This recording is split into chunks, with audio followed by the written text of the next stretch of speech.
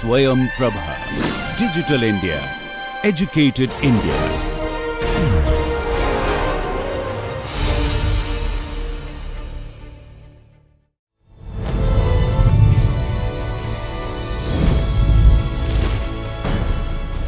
योगः कर्मसु कौशलम्.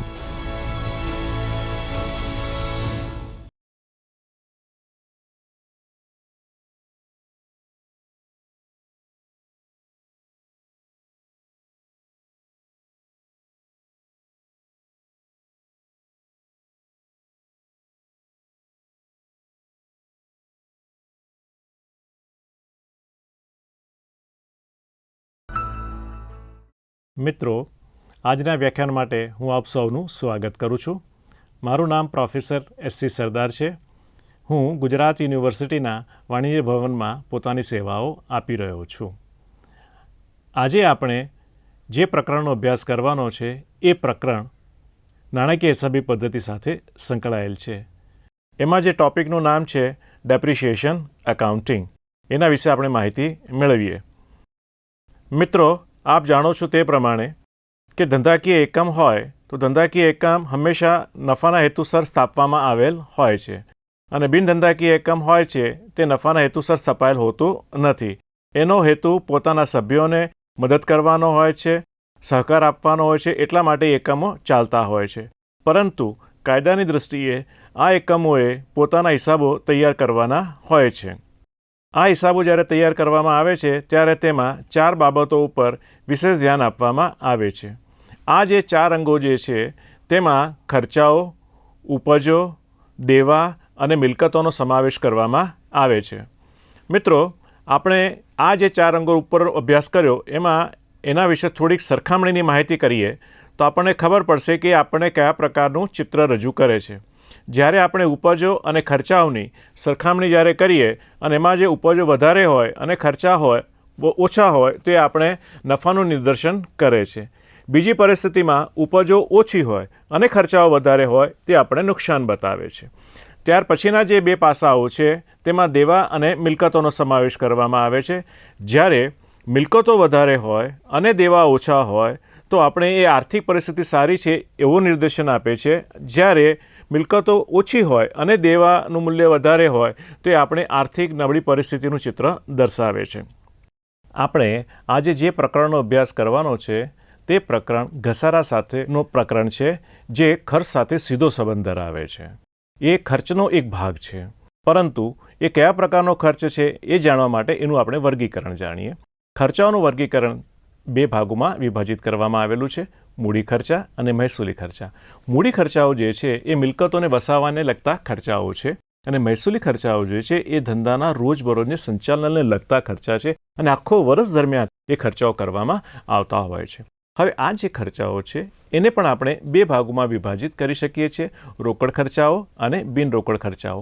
સામાન્ય રીતે જે સામાન્ય વ્યક્તિ હોય એના મગજની અંદર એક એવી છાપ હોય છે કે રોકડમાં જે ખર્ચ ચૂકવેલો હોય એના આધારે જ ધંધાની નફાકારકતા નક્કી થાય. પરંતુ હિસાબી દ્રષ્ટિએ જ્યારે આપણે જોવા જઈએ તો રોકડ ખર્ચાઓની સાથે પણ બિનરોકડ ખર્ચાનું પણ એટલું જ મહત્ત્વ હોય છે. એ આપણે આગળ સ્પષ્ટ કરીએ છીએ. રોકડ ખર્ચમાં આપણે સમાવેશ કરતા હોઈએ તો પગાર છે, મજૂરી છે, ભાડું છે, આવક માલગાળા ભાડું છે, જાવક માલગાળા ભાડું છે વગેરે. જ્યારે બિનરોકડ ખર્ચમાં આપણે સમાવેશ કરીએ છીએ ઘસારો છે, કરવેરાની જોગવાઈ છે. પ્રશ્ન અહીંયા એ ઊભો થાય છે કે આપણે ઘસારો જે છે એને આપણે બિનરોકડ ખર્ચ તરીકે કેમ ધ્યાનમાં લઈએ છીએ, કેમ એ ખર્ચ ગણાય છે, એ બાબત આપણે અહીંયા સ્પષ્ટ કરી લઈએ. માની લો કે હું એક પોતે ઉત્પાદક છું. મારે વસ્તુઓનું ઉત્પાદન કરવું છે, બજારમાં એનું વેચાણ કરવું છે. મારી પાસે મિલકત નથી, મારી પાસે યંત્ર નથી, મારી પાસે પ્લાન્ટ નથી. તો મારે પ્લાન્ટ શું કરવું પડે? ભાડે લાવવું પડે. અને હું જો એ ભાડે લઈને આવું તો એનું ભાડું ચૂકવું છું. જો એનું ભાડું ચૂકવતું હોય તો એ મને ખર્ચ તરીકે બાદ મળે છે. પરંતુ મારી પાસે નાણાકીય વ્યવસ્થા છે, મારે ભાડે નથી લાવવું, પણ મારે પોતાની મિલકત વસાવી છે. તો એ જે ભાડાનો ખર્ચ છે હું એક સામટો મિલકતના સ્વરૂપે કરી નાખું છું અને એ મિલકતને હું મારા પાકા સરવૈયામાં દર્શાવું છું અને દર વર્ષે એના આયુષ્યના આધારે એમાંથી હું રકમ બાદ કરું છું. એટલા માટે એ ઘસારો જે છે એ બિનરોકડ ખર્ચ તરીકે આપણા હિસાબોમાં ધ્યાનમાં લેવામાં આવે છે. તો આ રીતે જે બિનરોકડ ખર્ચ હોય કે રોકડ ખર્ચ હોય એ ધંધાની નફાકારકતાને નક્કી કરવા માટે એક સરખું મહત્ત્વ ધરાવતા હોય છે. આજે આપણે જ્યારે ઘસારાની માહિતી મેળવીએ એ પહેલાં આપણે એક જાણકારી મેળવીએ કે ઘસારો કોને લાગુ પડે છે. ઘસારો જે છે એ બિન ચાલુ મિલકતોને લાગુ પડે છે. 2013ના કંપની ધારા પ્રમાણે મિલકતોનું વર્ગીકરણ હવે અલગ રીતે કરવામાં આવેલું છે. પહેલાં આપણે પાકા સરવૈયાની અંદર પહેલું મથાળું સ્થિર મિલકતો લેતા હતા, પરંતુ હવે નવા કંપની ધારા પ્રમાણે આ જે સ્થિર મિલકતો છે એનો સમાવેશ બિનચાલુ મિલકતોમાં થાય છે અને બિનચાલુ મિલકતોના એક ભાગ તરીકે આ સ્થિર મિલકતો ધ્યાનમાં લેવાય છે. આ જે સ્થિર મિલકતો છે એને બે ભાગમાં વિભાજિત કરવામાં આવે છે, દ્રશ્ય મિલકતો અને અદ્રશ્ય મિલકતો. આ બંને મિલકતો ઉપર ઘસારો લાગુ પડે છે, પરંતુ હિસાબી ધોરણની અંદર આ ઘસારાપાત્ર મિલકતો કઈ એની પણ બહુ સ્પષ્ટતા કરવામાં આવેલી છે. એની જાણકારી આપણે હવે પછી મેળવીશું. તો ઘસારો એટલે ઘસારાપાત્ર મિલકતોની કિંમતમાં તેના ઉપયોગના કારણે, સમયના વહેણના કારણે, મિલકત અપ્રચલિત થવાના કારણે કે મિલકતને નુકસાન થવાના કારણે તેની કિંમતમાં જે કાયમી ઘટાડો થાય એને ઘસારો કહેવાય છે. અહીંયા કાયમી ઘટાડો એનો મતલબ એ થાય છે કે મિલકતની કામ કરવાની, ઉત્પાદન કરવાની કાર્યક્ષમતામાં એટલા અંશે ઘટાડો થાય છે. તો હવે જો એ ઘટાડો થઈ ગયેલો હોય તો એને ખર્ચ તરીકે માંડવીવાળું વ્યવહારિક દ્રષ્ટિએ યોગ્ય ગણાય અને હિસાબોમાં પણ એ માટેની આપણને મંજૂરી આપવામાં આવેલી છે. બીજી વાત લઈએ આપણે કે ઘસારા હિસાબી પદ્ધતિ એ કોના પર આધારિત છે, એ કોનો ભાગ છે. તો ઘસારા હિસાબી પદ્ધતિ પોતે નાણાકીય હિસાબી પદ્ધતિનો એક ભાગ છે. પ્રશ્ન એ આવે છે કે નાણાકીય હિસાબી પદ્ધતિને આપણે ઓળખવી હોય તો કેવી રીતે ઓળખીએ? એની જાણકારી આપણે મેળવીએ તો નાણાકીય હિસાબી પદ્ધતિ પોતે એક સામાજિક વિજ્ઞાન છે.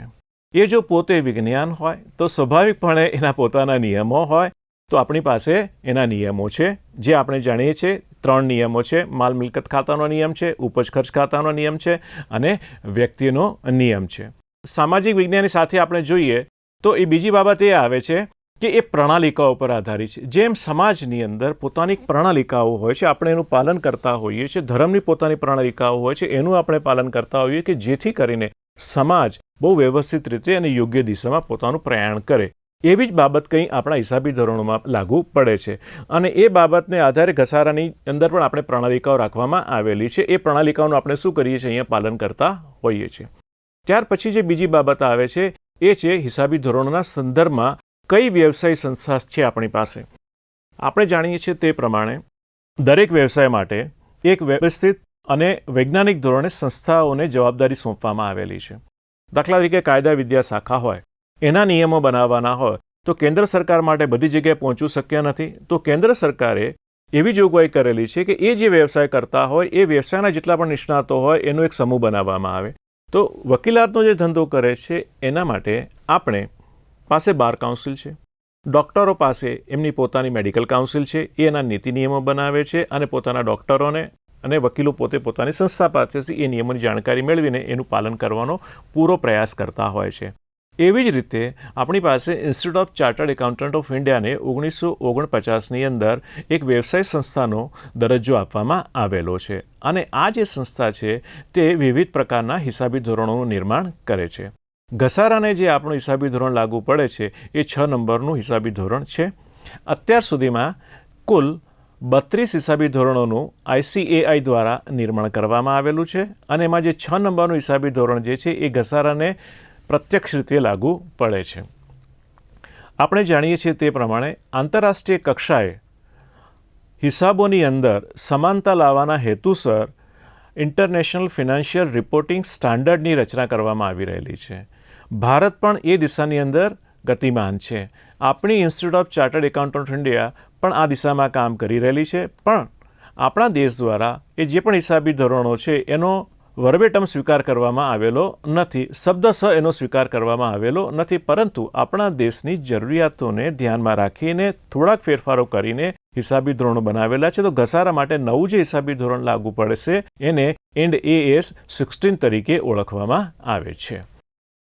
હવે આવે છે બીજી વાત ઘસારાપાત્ર મિલકતો માટેની, જે અંગેની સ્પષ્ટતા હિસાબી ધોરણ 6માં કરવામાં આવેલી છે. પ્રશ્ન એ ઊભો થાય છે કે આ સ્પષ્ટતા કરવાનું કારણ શું? કોઈ પણ બાબતને કાયદાની અંદર જો સ્પષ્ટતા કરવામાં આવેલી ન હોય તો એ હંમેશા વિવાદો માટેનું કારણ બને છે, જેમાંથી ઝઘડાઓ ઊભા થતા હોય છે અને આવકવેરા અધિકારીઓ અને જે વ્યક્તિઓ દ્વારા હિસાબો તૈયાર કરવામાં આવેલા હોય છે એના અંદર સંઘર્ષની પરિસ્થિતિ ઊભી થતી હોય છે અને સરવાળે કોર્ટનો આધાર લેવો પડે છે.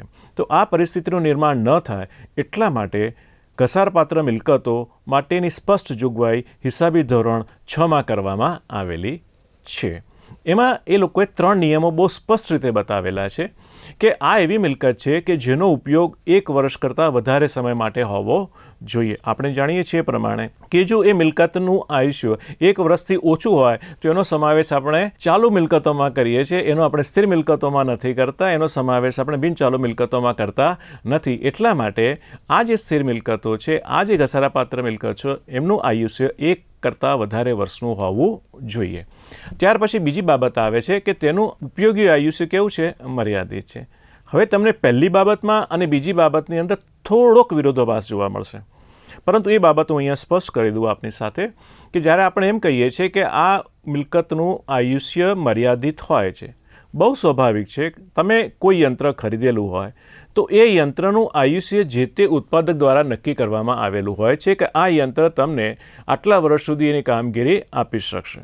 આપ કોઈ વાહન ખરીદીને લાવો, દ્વિચક્રીય વાહન તમે ખરીદેલું હોય, સ્કૂટર ખરીદેલું હોય, એક્ટિવા ખરીદેલું હોય, તો તમે જ્યારે એની વર્કબુક આખી વાંચશો તેના પરથી તમને ખ્યાલ આવશે કે એના અંદર પણ એના કિલોમીટરના આધારે એનું આયુષ્ય નક્કી કરેલું હોય છે કે આટલા વર્ષો પછી એમાં કોઈ પણ પ્રકારની નિષ્ફળતા જોવા મળે તો એના માટે કંપની પોતે જવાબદાર રહેતી નથી, પરંતુ આપણે ચલાવીએ છીએ આપણી પદ્ધતિ પ્રમાણે, એ જુદો મુદ્દો છે, પરંતુ એનું આયુષ્ય નક્કી કરેલું હોય છે. બીજી એક અગત્યની બાબત જે છે ઘસારાપાત્ર મિલકતો માટે નક્કી કરવામાં આવી છે તે એ છે કે તમે જે મિલકત વસાવેલી છે તેનો પ્રત્યક્ષ કે પરોક્ષ રીતે એનો ઉપયોગ વસ્તુના કે સેવાના ઉત્પાદન માટે જ થવો જોઈએ, એ સિવાય એનો બીજો કોઈ ઉપયોગ થવો જોઈએ નહીં. એટલે સુધી નહીં, પણ તમે જે મિલકત વસાવેલી છે એ મિલકતનો વેચાણ માટેનો પણ હેતુ ન હોવો જોઈએ. એટલે આટલી બધી જો સ્પષ્ટતાઓ કરેલી હોય અને પછી તમે જો મિલકત ઉપર ઘસારો ગણતા હો અને આ જ પ્રકારની મિલકતો પર ઘસારો ગણો તો સ્વાભાવિક છે કોઈપણ પ્રકારનો આર્થિક વિવાદ થવાનો પ્રશ્ન રહેતો નથી અને સહેલાઈથી સમાનતાના ધોરણે આપણે હિસાબો તૈયાર કરી શકીએ છીએ. નાણાકીય હિસાબોની દ્રષ્ટિએ ઘસારો એટલે શું? પહેલી બાબત એના માટે છે એ ખર્ચ છે. એક બાબત સ્પષ્ટ થઈ ગઈ. અહીંયા આપણે અલ્પવિરામ મૂકીએ. અલ્પવિરામ મૂકીએ એટલે બીજું કંઈ એડ કરવું પડે. ખર્ચ છે તો કેવો ખર્ચ છે? મહેસૂલી ખર્ચ છે. વધારે સ્પષ્ટ કરવું હોય, ખર્ચ છે, મહેસૂલી ખર્ચ છે અને બિનરોકડ ખર્ચ છે. હજી વધારે સ્પષ્ટ કરવું હોય અને જાણકારી મેળવવી હોય તો કરવેરા માન્ય ખર્ચ છે. એ ટૂંકમાં ઘસારો બિનરોકડ મહેસૂલી ખર્ચ છે અને જેને કરવેરા દ્વારા માન્ય ખર્ચ ગણવામાં આવેલો છે. હવે મેઇન વાત આવે છે કે ઘસારો શા માટે ગણવામાં આવે છે? તો આપણે જણાવ્યું પ્રમાણે કે ઘસારો જે છે મિલકતનું જે આયુષ્ય હોય છે તે મર્યાદિત હોય છે અને એ મર્યાદિત આયુષ્ય માટે જે આપણે ખર્ચ કરેલો હોય છે એ મુદ્દતની અંદર એ ખર્ચ તરીકે આપણે નફા નુકસાન ખાતે એને લખી નાખવાનો હોય છે. આ પહેલી વાત થઈ. બીજું આવે છે ટેકનોલોજીમાં ફેરફાર. તમે કોઈ મિલકત વસાવેલી હોય અને તમે જે પેદાશનું ઉત્પાદન કરતા હો અને એ પેદાશની અંદર તમારા હરીફે કોઈક નવા પ્રકારની પેદાશ મૂકી દીધી હોય જે વધારે ઉપયોગિતા ધરાવતી હોય તો તમે જે પેદાશ બનાવો છો એ અપ્રચલિત બને છે. એટલે તમારે તમારી ટેકનોલોજી બદલવી પડે અને તમારે નવી ટેકનોલોજી લાવવી પડે. હવે આ તમારી જે જૂની ટેકનોલોજી જે છે એનું જેટલું પણ આયુષ્ય બાકી હોય એ પૂરેપૂરી રકમ જે છે એ ઘસારા તરીકે તમારે નફા નુકસાન ખાતે માંડી વાળવાની હોય છે. એક ત્રીજી બાબત આવે છે કે કોઈ પણ કુદરતી આફતના કારણે કે માનવ સર્જિત ભૂલોના કારણે તમારી મિલકતને નુકસાન થયું હોય તો એ મિલકત જે છે એ પોતાની કાર્યક્ષમતા ગુમાવે છે, ઉત્પાદનની ક્ષમતા ગુમાવે છે, પરિણામે એ મિલકત બિનઉપયોગી બને છે. તો એ મિલકત જે છે એ જેટલો પણ ઘટાડો થયો હોય એ સંપૂર્ણપણે ઘસારા તરીકે નફા નુકસાન ખાતાની ઉધાર બાજુએ નોંધી નાખવામાં આવે છે. આ હતા એના 3 અગત્યના કારણો. આગળ જોઈએ આપણે ઘસારાના ઉદ્દેશો. પહેલો ઉદ્દેશ ઘસારાનો છે ઉપર સામે ખર્ચની મેળવણી. આપણે એક ધારણા કરીએ કે તમે એક ઉત્પાદક છો, માલનું ઉત્પાદન કરો છો, માલનું વેચાણ કરો છો. માલનું વેચાણ કર્યું એટલે તમારી પાસે આવક આવી.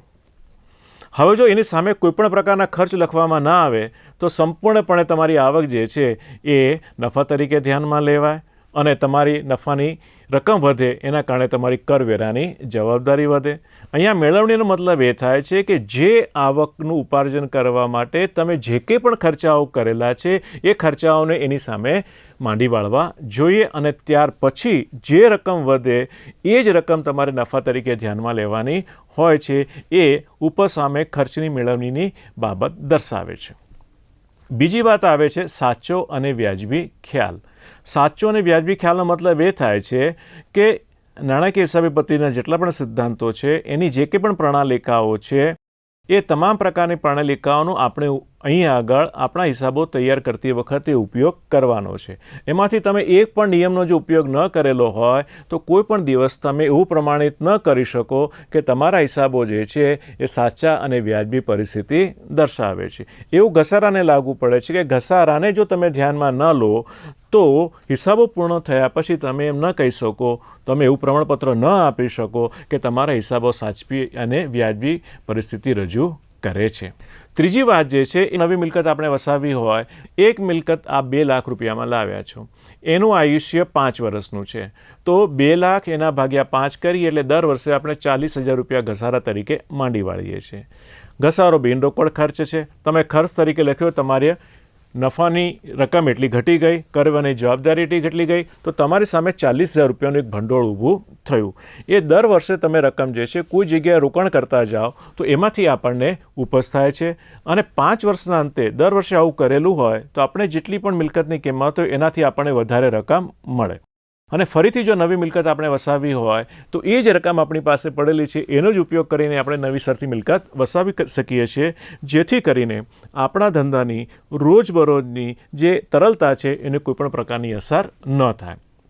બીજી વાત એના પછીની જોઈએ તો ડિવિડન્ડની ચૂકવણી મર્યાદિત કરવા માટે. ડિવિડન્ડ જે છે એ નફાની વહેંચણી છે. નફાની ગણતરી જે છે એ ઉપજ અને ખર્ચ ઉપર આધારિત છે. જો ઘસારો આપણે ખર્ચ તરીકે ગણીએ તો સ્વાભાવિકપણે તમારો નફો ઘટે. તમારો નફો ઘટે તો ડિવિડન્ડ પણ તમારું ઘટે. તો તમારી જે તરલતા છે એને કોઈ પણ પ્રકારની સીધી અસર થતી નથી અને એનો પણ એક તમે લાભ લઈ શકો છો. બીજી વાત આવે છે કરવેરાની જવાબદારી ઘટાડવા માટે.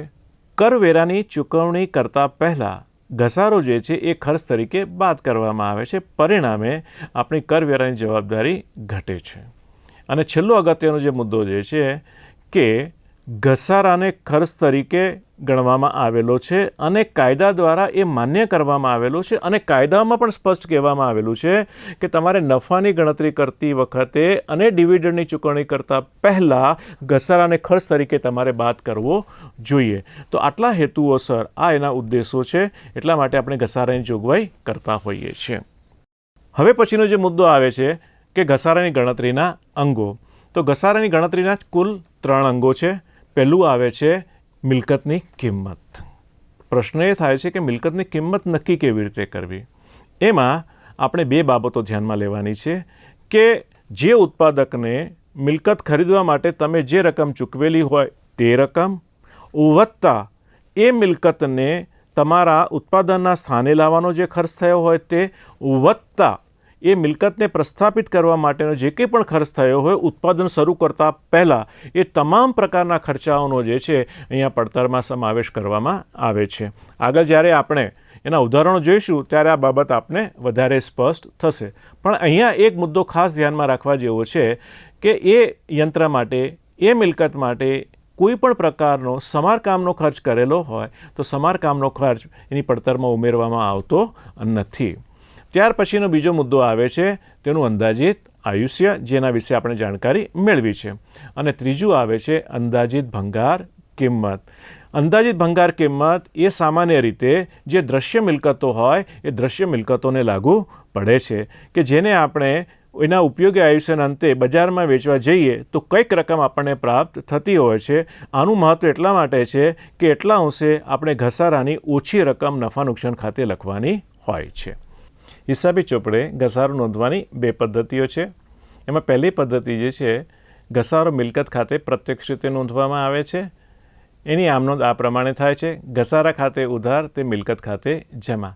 જ્યારે આપણે આ આમનોંધ આપીએ છીએ તેટલા અંશે મિલકતની કિંમતમાં ઘટાડો થાય છે. એનો મતલબ એ થયો કે આપણે મિલકતનો એટલા અંશે ઉપયોગ કરેલો છે. અને વર્ષના અંતે આ ઘસારાની રકમને નફા નુકસાન ખાતે ઉધાર કરવામાં આવે છે અને ઘસારા ખાતે જમા થાય છે અને ઘસારા તરીકે એ નોંધવામાં આવે છે. આ પદ્ધતિમાં જે ઘસારો જે છે એ પ્રત્યક્ષ રીતે નોંધાય છે, જ્યારે નવી પદ્ધતિ જે આપણે જોઈશું બીજી પદ્ધતિ, એના અંદર ઘસારો જે છે ઘસારા જોગવાઈ ખાતે નોંધવામાં આવે છે અને ઘસારાની પરોક્ષ અસર આપવામાં આવે છે. આ પદ્ધતિની અંદર અહીંયા ઘસારાની જોગવાઈ ખાતું ઊભું કરવામાં આવે છે. એમાં આ પ્રમાણે આમનોંધ થાય છે: ઘસારા ખાતે ઉધાર તે ઘસારા જોગવાઈ ખાતે જમા. આ પદ્ધતિની અંદર મિલકત ઉપર સીધી કોઈ અસર થતી નથી અને મિલકતની કિંમતમાં ઘટાડો દર્શાવવામાં આવતો નથી. પરંતુ આ રકમ જે છે ઘસારાની, એ ઘસારાની રકમ તો નફા નુકસાન ખાતે જ ઉધાર થાય છે અને ઘસારા ખાતે જમા થાય છે. આ જે બીજી પદ્ધતિ છે એ બીજી પદ્ધતિમાં સમજવું હોય તો આપણે એવી રીતે સમજી શકીએ કે એક મિલકત છે એની કિંમત આપણી 1 લાખ રૂપિયાની છે. એના ઉપર 20,000 રૂપિયાની ઘસારા ભંડોળની આપણે જોગવાઈ કરેલી છે. તો પાકા સરવૈયામાં મિલકત અને લેણા બાજુ 1 લાખ રૂપિયા દર્શાવવામાં આવે છે, મૂડી અને દેવા બાજુએ 20,000 દર્શાવવામાં આવે છે. બહુ જ પરોક્ષ રીતે આપણે જોઈએ તો આ એક બાજુ 1 લાખ રૂપિયા છે, બીજી બાજુ આપણી પાસે 20,000 રૂપિયા છે. ચોખ્ખો તફાવત જોઈએ તો મિલકતની કિંમત જે છે 80,000 દર્શાવવામાં આવશે. તો આપણે પહેલી પદ્ધતિનો ઉપયોગ કરીએ કે બીજી પદ્ધતિનો ઉપયોગ કરીએ, બંનેની અંદર એની જે હિસાબી અસર છે, હિસાબી અસર તો સરખી જ રહેવા પામે છે. ત્યાર પછી આપણે માહિતી મેળવીએ કે ઘસારો ગણવાનો હોય તો ઘસારો ગણવા માટેની પદ્ધતિઓ કેટલી છે અને કયા કયા પ્રકારની પદ્ધતિઓ છે. મિત્રો, આપણે જાણીએ છીએ એ પ્રમાણે આપણી પાસે જે મિલકતો હોય એ મિલકતો જુદા જુદા પ્રકારની હોય છે અને દરેક મિલકતો માટે આપણે એક સરખી પદ્ધતિનો ઉપયોગ કરી શકીએ નહીં. વ્યવહારમાં આપણી પાસે દ્રશ્ય મિલકતો હોય, અદૃશ્ય મિલકતો હોય, ઘસાતી જતી મિલકતો હોય, તો એના સ્વરૂપને, એના ગુણને ધ્યાનમાં રાખીને આપણે ઘસારાની પદ્ધતિ નક્કી કરતા હોઈએ છીએ. એમાં પહેલી પદ્ધતિ છે સીધી લીટીની પદ્ધતિ, બીજી છે ઘટતી જતી બાકીની પદ્ધતિ, ત્રીજી છે ઘસારા ફંડની પદ્ધતિ, ત્યાર પછી આવે છે એકમ દીઠ ઘટાડાની પદ્ધતિ, માઇલેજ પદ્ધતિ અને યાંત્રિક કલાક દરની પદ્ધતિ. આ જેટલી પણ પદ્ધતિઓ છે એમાં મુખ્યત્વે દ્રશ્ય મિલકતો માટે 2 પદ્ધતિઓનો ઉપયોગ થાય છે. એમાં સીધી લીટીની પદ્ધતિ અને બીજી જે છે ઘટતી જતી બાકીની પદ્ધતિ. જે સીધી લીટીની પદ્ધતિ છે એને સરખા હપ્તાની પદ્ધતિ તરીકે પણ ઓળખવામાં આવે છે. આ નામ કેમ સરખા હપ્તાની પદ્ધતિ છે, જ્યારે આપણે એનું સૂત્ર જોઈશું તો આપણે વધારે સ્પષ્ટતા જોવા મળશે. આ પદ્ધતિ જે છે એ ઘસારાની બહુ સરળ પદ્ધતિ છે. આ પદ્ધતિમાં ઘસારો દર વર્ષે એક સરખો રહેવા પામે છે અને જ્યારે આ પદ્ધતિનો ઉપયોગ કરવામાં આવે છે ત્યારે એવી ધારણા કરવામાં આવે છે કે દર વર્ષે મિલકતની જે કાર્યક્ષમતા જે છે એક સરખી રહેશે. દાખલા તરીકે આપણી પાસે પેટન્ટ કોઈના લીધેલા હોય અથવા કોપીરાઇટ આપણી પાસે હોય તો આ અદૃશ્ય મિલકતો છે એની કાર્યક્ષમતામાં કોઈ દિવસ ઘટાડો થતો નથી. એટલા માટે આવી મિલકતો માટે જે ઘસારા પદ્ધતિનો ઉપયોગ કરીએ છીએ એને આપણે સીધી લીટીની પદ્ધતિને કહેવામાં આવે છે અને આ પદ્ધતિનો ત્યાં ઉપયોગ થતો હોય છે. મિત્રો, સીધી લીટી પદ્ધતિનું સૂત્ર આપણે જાણીએ. સૂત્ર આ પ્રમાણે છે: વાર્ષિક ઘસારો બરાબર મિલકતની પડતર કિંમત બાદ એની ભંગાર કિંમત ભાગ્યા એનું અંદાજિત આયુષ્ય. આપણે આ પ્રશ્નમાં એક સારી રીતે સમજવાનો પ્રયત્ન કરીએ કે માની લો કે આપણે એક મિલકત વસાવી છે અને એ મિલકતનો કુલ ખર્ચ 2,20,000 પડતરના સ્વરૂપે થયો છે. એ મિલકતને આપણા ઉત્પાદનના સ્થાને લાવવા માટે વહન ખર્ચ અને ગોઠવણી ખર્ચ રૂપિયા 15,000 થયો છે, જ્યારે એની ભંગાર કિંમત 35,000 અંદાજવામાં આવેલી છે. એનું આયુષ્ય જે છે એ કુલ 4 વર્ષનું આપણને આપેલું છે ઉત્પાદક દ્વારા. તો આ પરિસ્થિતિમાં જ્યારે આપણે ઘસારો ગણવાનો હોય તો ઘસારો આ રીતે ગણાય: આપણી પડતર 2,20,000 વત્તા 15,000 રૂપિયાનો વહન અને ગોઠવણી ખર્ચ ઓછા 35,000 રૂપિયા જે એના આયુષ્ય પછી આપણને પ્રાપ્ત થવાના છે તે બાદ કરવાના છે અને એના ભાગ્યા એનું અંદાજિત આયુષ્ય 4 વર્ષનું. એટલે કુલ રકમ આપણી પાસે 2,35,000 બાદ 35,000 ભાગ્યા 4 બરાબર 50,000 રૂપિયા દર વર્ષે આપણે ઘસારા તરીકે માંડી વાળવાના હોય છે. ઘણી વખત ઘસારાનો દર ટકાવારીમાં આપવામાં આવે છે. ત્યારે એક પ્રશ્ન ઊભો થાય આપણને કે આ ટકાવારીમાં ઘસારો કેવી રીતે આવ્યો? તો એના માટેનું પણ આપણી પાસે એક સૂત્ર છે.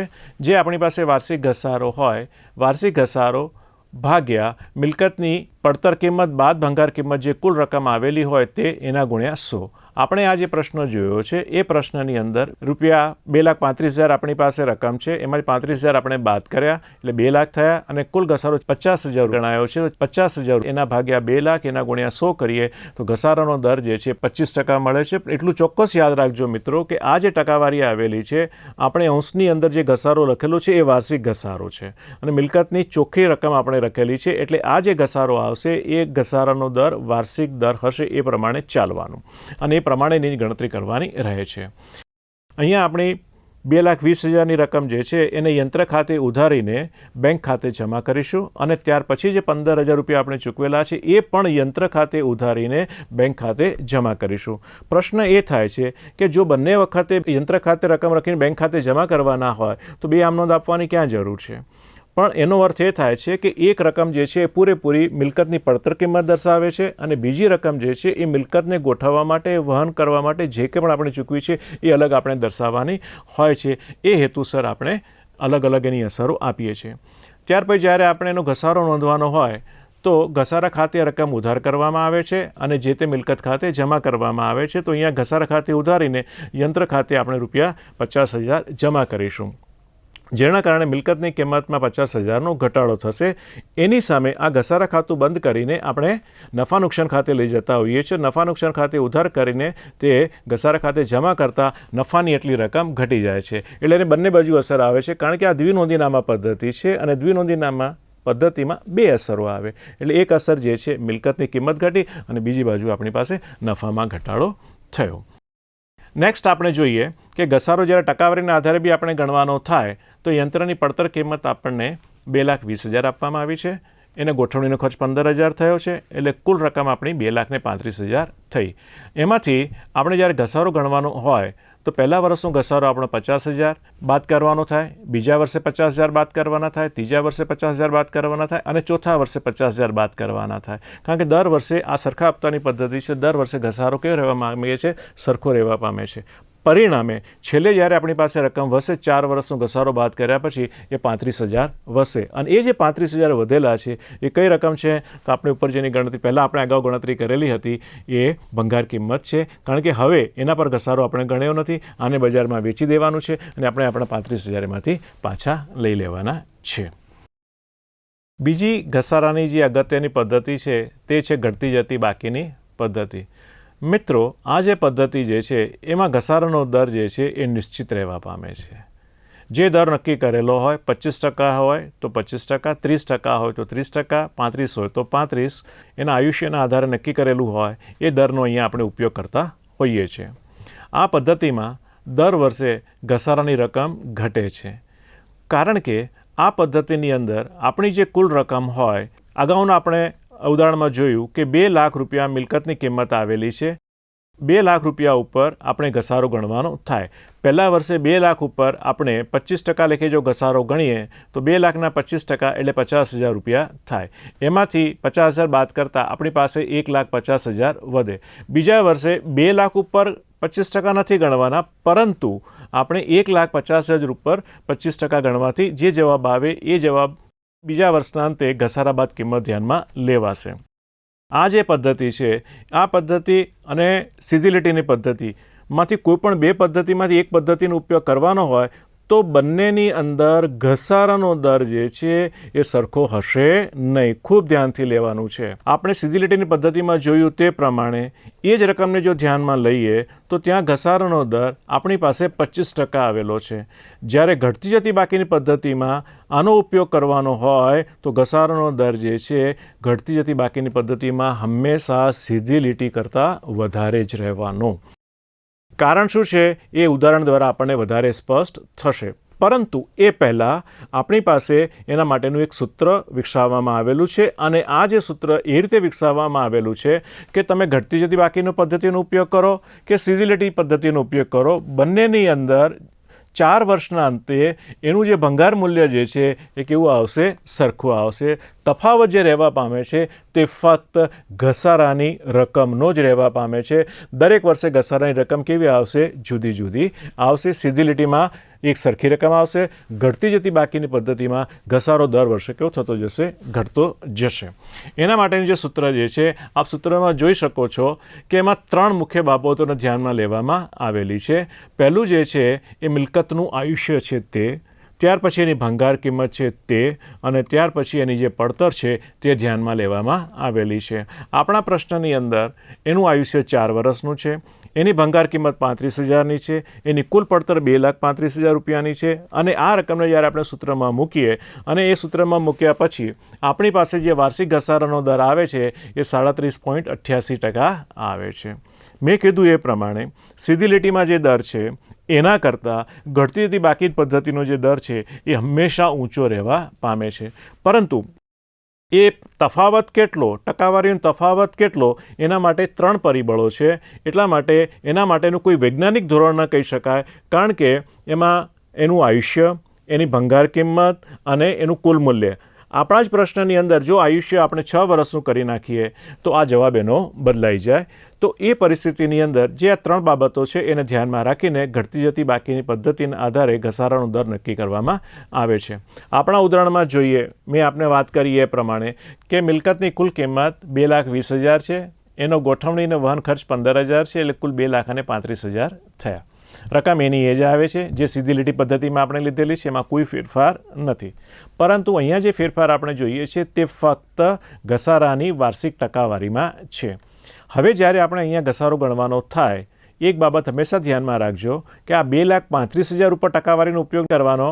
જેમ જેમ તમે આનો ઉપયોગ કરતા જશો તેમ તેમ છેલ્લે જે તમારી પાસે રકમ વધશે એ રકમ લગભગ શબ્દ વાપરું છું, બહુ ધ્યાન રાખજો, તમારી જે ભંગાર કિંમત છે એને બરાબર આવશે. એટલે છેલ્લા વર્ષનો જે ઘસારો હોય, છેલ્લા વર્ષના ઘસારાને તફાવત તરીકે દર્શાવીને બાકીના 35,000 રૂપિયા મૂકી દેવાના. એટલા માટે એટલી આપણને મુક્તિ આ પદ્ધતિમાં આપવામાં આવેલી છે. 35,000 રૂપિયા આપણને ભંગાર મૂલ્ય ત્યાંથી પ્રાપ્ત થશે. તો આ જે હતી બાબતો આપણી પાસે સીધી લીટીની પદ્ધતિ અને ઘટતી જતી બાકીની પદ્ધતિ વચ્ચેના તફાવતની. મિત્રો, આ સાથે અમુક અગત્યની બાબતો ઘસારાને લાગુ પડે છે, એના માટેની પણ આપણે થોડીક જાણકારી મેળવી લઈએ. ઘણી વખત એવું બનતું હોય છે કે આપણી પાસે કોઈ મિલકત હોય અને અધ વચ્ચે આપણે વેચી દેવાની કોઈ પરિસ્થિતિનું નિર્માણ થયું અથવા હેતુસર આપણે વેચી દીધી હોય, તો આવા સંજોગોની અંદર એની હિસાબી અસરો કેવી રીતે આપવી? જ્યારે મિલકત વેચવામાં આવે વર્ષ દરમિયાન, તો જેટલા સમય માટે એ મિલકતનો ઉપયોગ કરવામાં આવેલો છે એટલા સમયનો ઘસારો મિલકતમાંથી બાદ કરવાનો.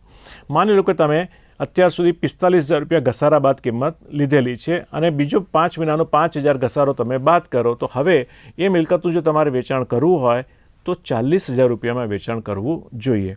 40,000થી વધારેમાં વેચાણ કરો તો એ મિલકતના વેચાણમાંથી નફો થાય છે. 40 કરતાં ઓછી કિંમતે વેચો તો મિલકતમાંથી આપણને નુકસાન જોવા મળે છે. તો નફો થયો હોય કે નુકસાન થયો હોય, એ ઘસારા સહિતની રકમ સાથે આપણે નફા નુકસાન ખાતે લઈ જઈને યંત્ર કાયમી ધોરણે બંધ કરી દેવામાં આવે છે. એટલે યંત્ર ખાતું જે છે આ રીતે મહત્ત્વ ધરાવે છે. બીજી એક અગત્યની બાબત આવે છે જે ધ્યાનમાં રાખવા જેવી છે કે કોઈ પણ મિલકત હોય એને અકસ્માત થાય, માનવ સર્જિત હોય કે કુદરતી હોય. હવે આ અકસ્માત જ્યારે થાય તો એ પૂરેપૂરી રકમ નફા નુકસાન ખાતે ઉધારી દેવામાં આવે છે. પરંતુ આજના સંજોગોમાં આપણી પાસે વીમા કંપનીની વ્યવસ્થા ઉપલબ્ધ છે અને જો તમે એ મિલકતનો કોઈપણ પ્રકારનો વીમો લીધેલો હોય અને વીમા કંપની તમને જો કોઈ રકમ ચૂકવે તો એ રકમ જે છે એટલા અંશે તમારી ઘસાર બાદ કિંમતમાંથી બાદ કરવાની હોય છે. આપણા અગાઉના પ્રશ્નમાં જેમ જોયું કે 45માંથી 5 ઘસારો બાદ કરીને 40,000 રૂપિયા આપણને ઉપજવા જોઈએ. એની સામે વીમા કંપની જો આપણને 35,000 રૂપિયા આપે તો હવે આપણું જે નુકસાન છે એ ફક્ત 5,000 રૂપિયા રહેવા પામે છે. તો બાકીના જે 35,000 રૂપિયા જે છે એ આપણે વીમા કંપની ખાતે ઉધારવાના, ઘસારા ખાતે 5,000 ઉધારવાના અને 5,000 રૂપિયા જે છે એ નુકસાન તરીકે નફા નુકસાન ખાતે ઉધારી દેવાના હોય છે. તો આ જે અગત્યની અને જે અન્ય બાબતો છે એના સાથેની માહિતી મેળવી.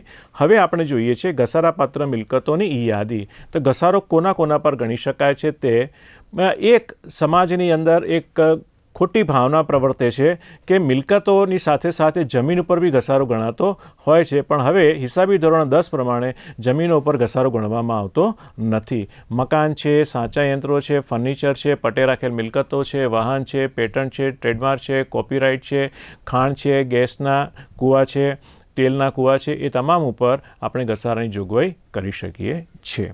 ઘસારા અંગેની વિગતવાર માહિતી હજી જો આપણે પ્રાપ્ત કરવી હોય તો આપણો કંપની ધારો 2013 છે એની વિવિધ જોગવાઈનો આપણે અભ્યાસ કરવો જોઈએ.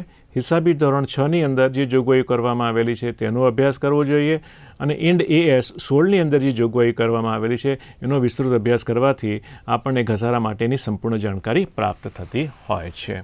ટૂંકમાં ઘસારા માટે કોઈપણ પ્રકારની માહિતી મેળવવાની હોય અથવા એનાથી કયા કયા પ્રકારના આપણને લાભો થાય છે એની આપણે સંક્ષિપ્તમાં માહિતી મેળવી લઈએ.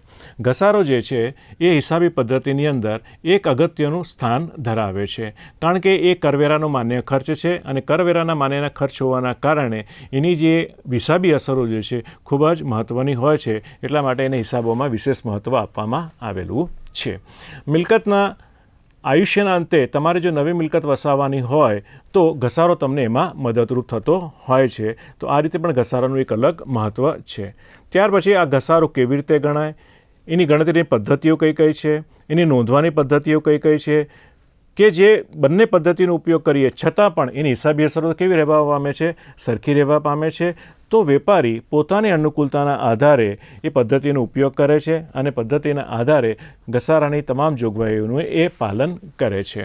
અને ઘસારા અને ઘસારાપાત્ર મિલકતો અંગે સમાજની અંદર જે સભાનતા જે છે, પછી ધંધાકીય એકમ હોય કે બિન ધંધાકીય એકમ હોય, કોર્પોરેટ સ્વરૂપ હોય કે બિન કોર્પોરેટ સ્વરૂપ હોય, દરેક જગ્યાએ એક સરખી રીતે લાગુ પડે છે. મિત્રો, ઘસારાનું જે મહત્ત્વ જે છે એ આવકવેરા ધારા 1961 પ્રમાણે અને કંપની ધારા 2013 પ્રમાણે ખૂબ જ અગત્યનું છે. અને એ મહત્ત્વને ધ્યાનમાં લેતા મને આશા છે કે આજે આપણે જે કંઈ પણ ચર્ચા કરી છે એ ચર્ચા આપ લોકોને ખૂબ જ ઉપયોગી થશે. આ અભ્યાસો જો આપ વારંવાર અભ્યાસ કરશો તો આપને વધુને વધુ સ્પષ્ટતાઓ મળતી જશે.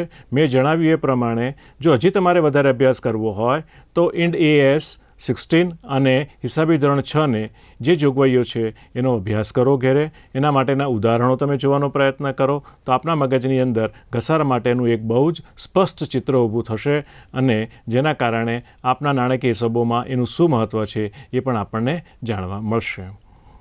મને આશા છે કે આ જે કંઈ પણ આપણે ચર્ચાઓ કરી છે એ ચર્ચાઓના અંતે આપને ચોક્કસ લાભ થશે અને થશે.